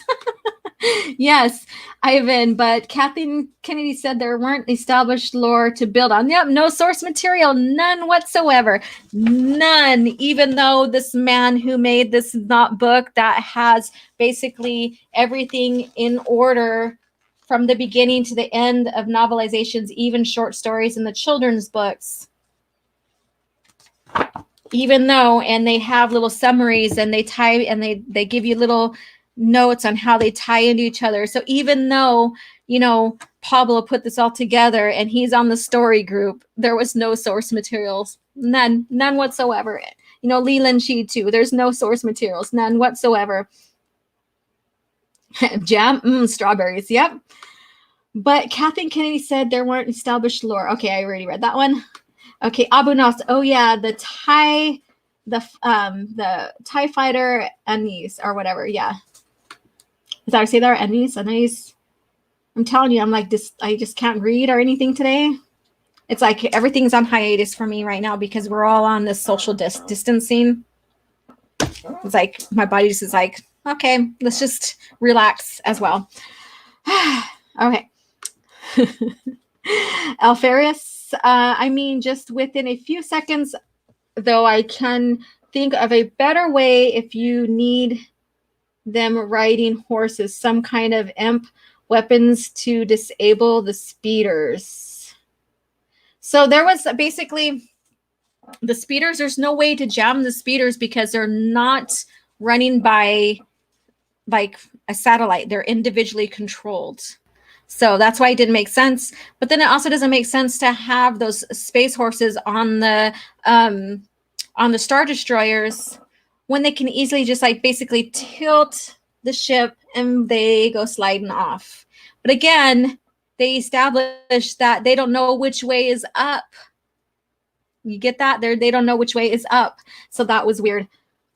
Okay, did it skip? TIE Fighter anime is a freaking classic. It's a few years old, but still heads and shoulders above Disney BS. My spelling sucks right now, hun. Bear with me. Okay, I was like wondering what the heck. I was like, anise, is he talking about cooking? Because you have the star anise, the herb that you can, or the little herb you can use for cooking. So I was like, okay. Tatsuo, hello. Saying hello. I need that out of my screen. Okay. Tilting the ship is too much thinking for the Disney writing team. Exactly. It was too much thinking to even realize that after they destroyed the satellite on the Star Destroyer that helps them all go up, they could have went back down to the one that they disabled or turned off that's on the planet to help them achieve up, even though they should achieve it without having to have any kind of directive satellite beacon system, I guess you could say.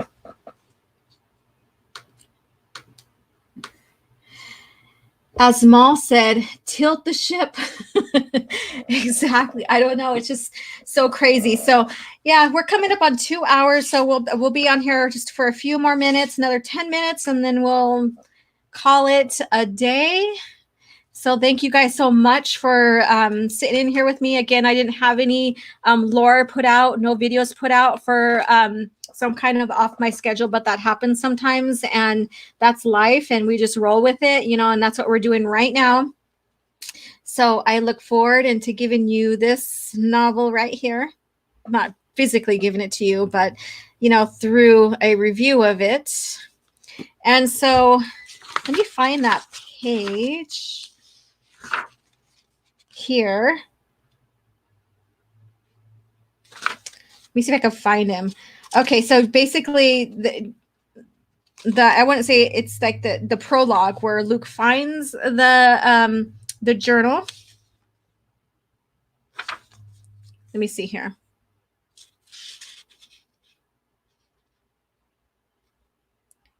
But basically this information, this journal, it's the way Obi-Wan has it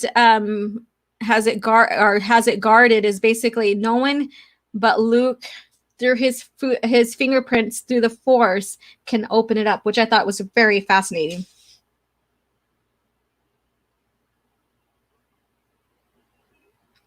So basically right here, Luke was transfixed, nearly forgetting his intent to find information about his father's identity. He flipped back a few pages and began reading from the beginning of the entry. Like most Jedi younglings, I constructed my first lightsaber at the Jedi Temple on Coruscant. Although it was merely a competent weapon, I would be a liar if I said I built it purely for training exercises. Now, this is a information from Obi-Wan.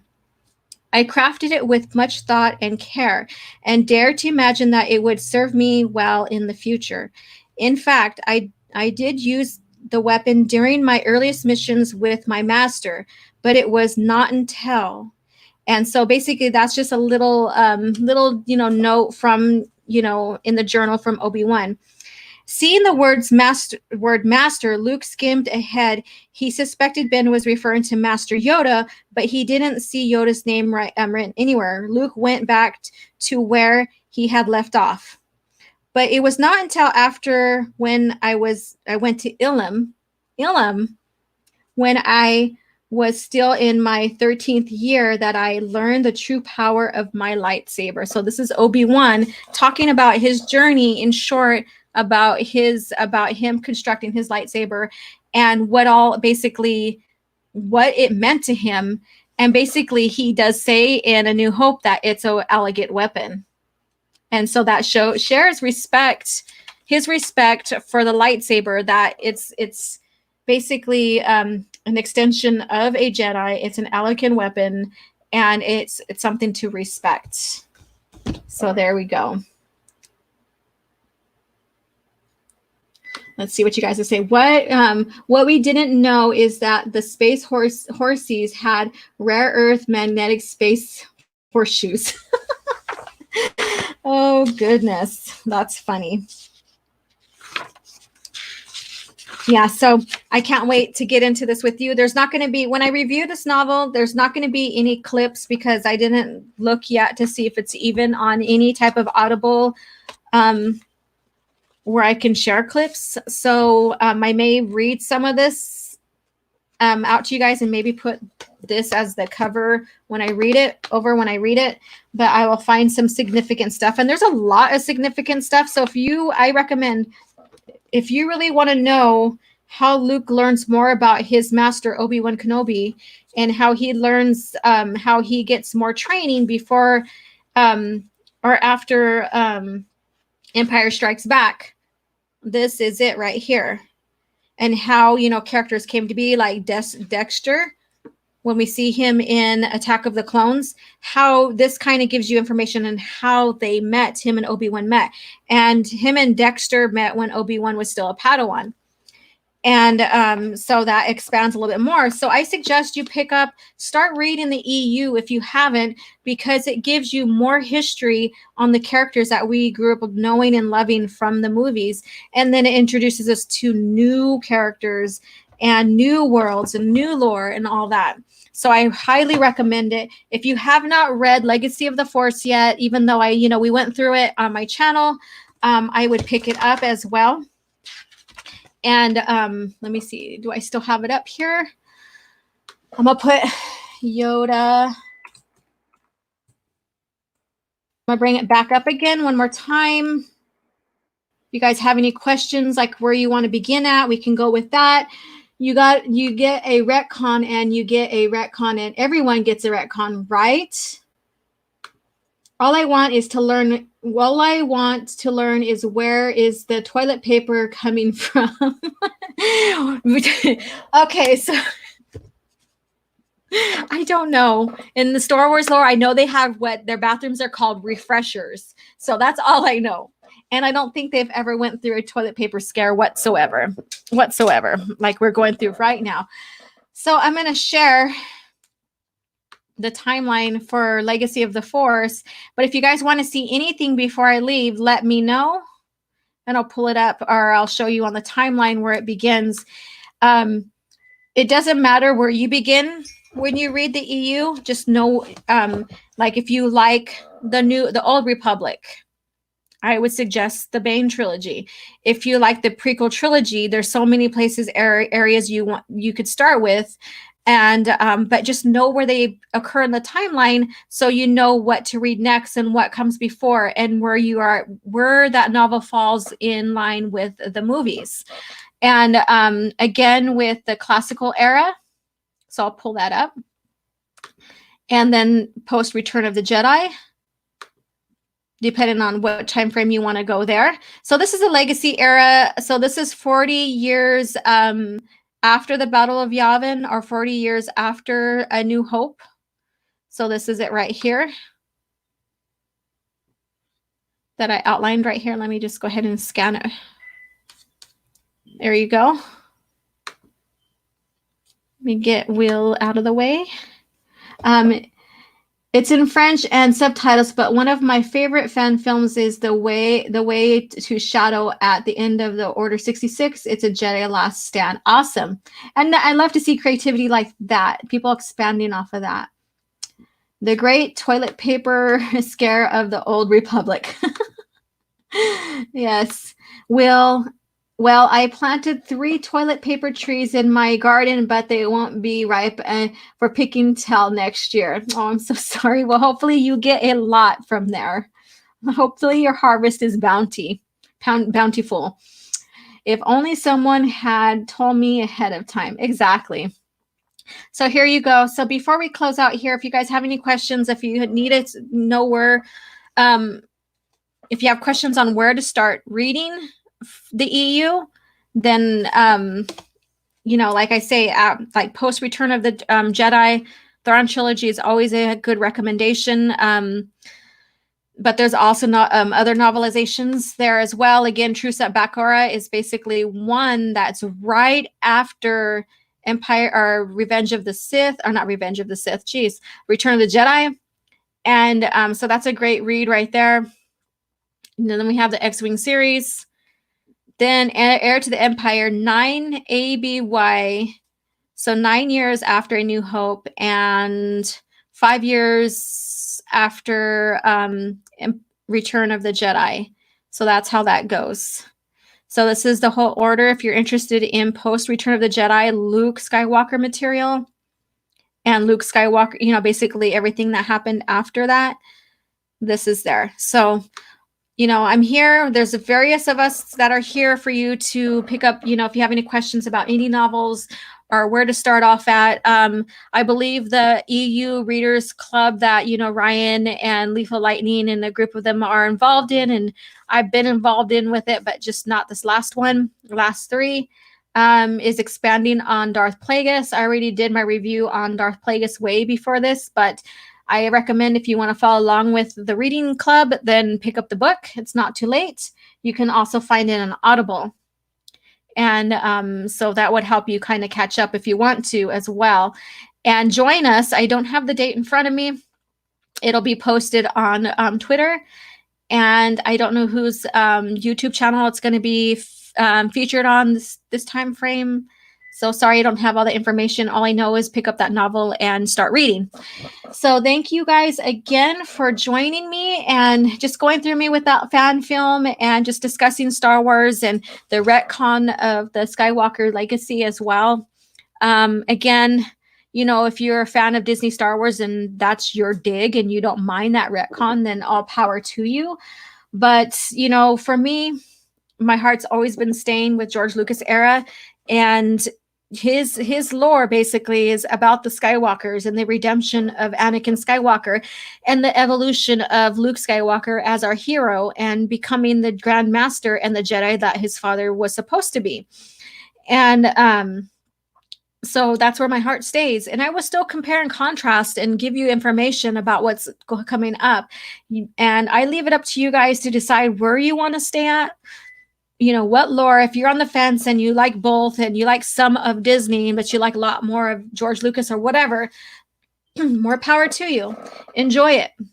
You know, so I'm not here to dictate where you need to be in your Star Wars fandom, I guess you can say, for yourself. Just enjoy Star Wars. I just am pointing out that with me, I love the lore and the continuity, and I loved why Star Wars came about. And so this kind of just doesn't sit well with me at all. And so you guys have a great day. Enjoy your day. Enjoy your social distancing. Pick up books. Now's the time. Pick up your books. Start reading. Again, awesome cover. I wish there was more pictures in here, but there's not. And again, join me for Tuesday Lores, coffee chat on Thursday mornings, on Toxic Femininity Monday evenings, and Babedom Menace. Telling you, I can't even talk. Once a month. And hi, Stig. Welcome back. We're getting ready to leave. And thank you so much. Oh, posting those pics in the minute. Yeah, he's going to post them on Twitter. We're getting ready to close out here. So you guys have a great day, and may the force be with you.